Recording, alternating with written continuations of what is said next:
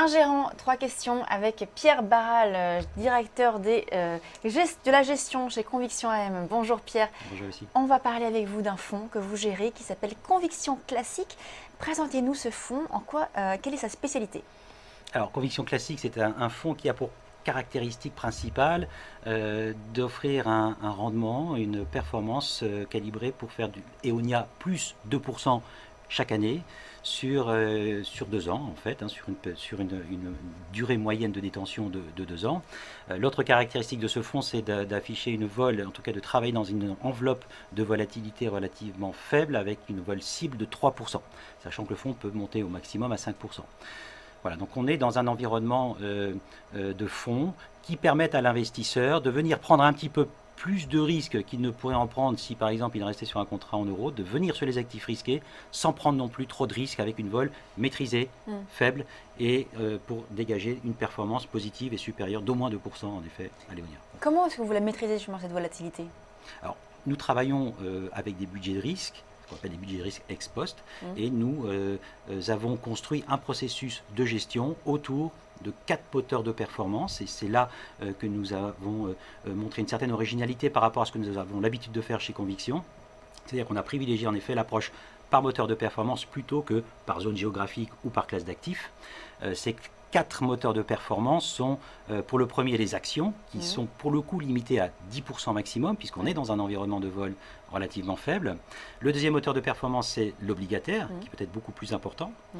Le troisième moteur de performance sera... Donc là, c'est quoi? C'est à peu près 80? Ça peut aller entre 60 et 80%, en effet, pourquoi pas 100%, ça peut être beaucoup moins également.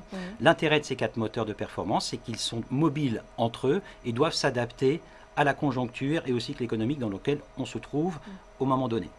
Comment est-ce que vous sélectionnez ces actifs? Quelle est votre stratégie de gestion? Alors nous avons 2 approches pour la stratégie de gestion. Nous avons l'approche, c'est un fonds en tout cas qui peut investir soit en titre vif, soit en OPCVM externe que nous sélectionnons chez nous. Voilà. Donc le troisième moteur que je n'ai pas précisé, c'est un moteur de rendement absolu. Nous allons chercher également de la valeur chez des gérants qui mettent en place des stratégies de rendement absolu, des stratégies que nous ne faisons pas chez nous en interne, et nous allons chercher les pépites et les gérants les meilleurs capables de les faire, des stratégies comme du CTA, de l'arbitrage de taux, de l'arbitrage de convertibles.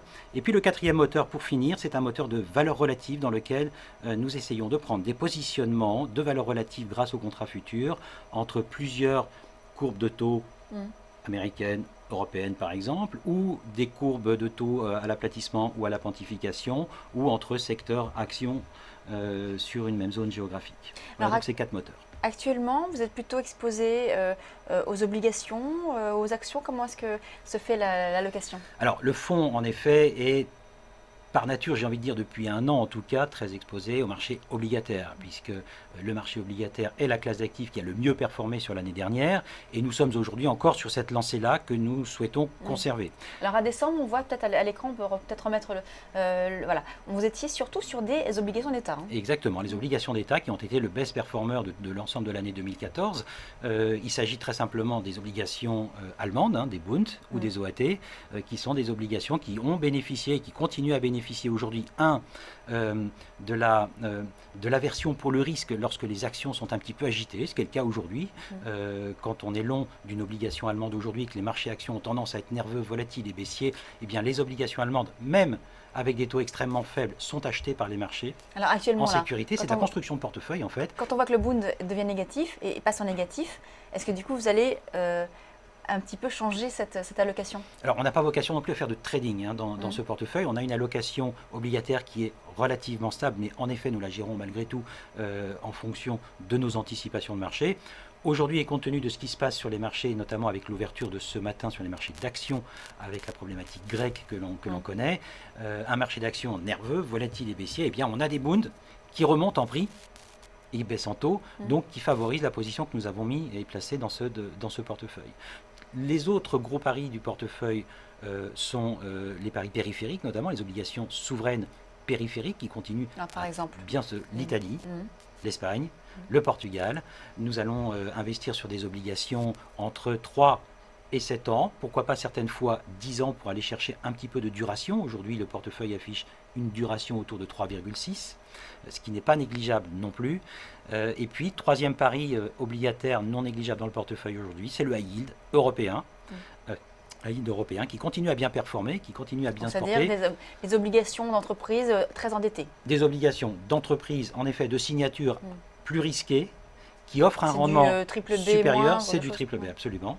Qui offre un rendement supérieur, mais avec un risque malgré tout maîtrisé, puisque nous allons, sur des maturités non pas trop longues et relativement modestes, autour de 3-5 ans, et puis les taux de défaut aujourd'hui qui sont des taux à des niveaux relativement faibles et qui nous laissent penser que le risque est relativement modéré sur cette zone-là. C'est vrai qu'on a eu des périodes où la liquidité sur ces classes d'actifs était très faible et ça impactait finalement la performance de cette classe des obligations à yield. Aujourd'hui, est-ce que vous estimez qu'on peut revenir, ou en tout cas garder cette poche d'actifs sans avoir ce risque de problème de liquidité? C'est un vrai risque. C'est vrai que c'est un risque que nous avons identifié. C'est un risque qui existe. La liquidité aujourd'hui sur ces titres-là, aujourd'hui elle est bonne, mais on sait que du jour au lendemain elle peut se dégrader relativement rapidement. C'est pour ça que les quantités et en matière de construction de portefeuille, c'est un critère qui est très, très regardé par nos modèles de risque. Et aujourd'hui, quand on se limite à 20% de high yield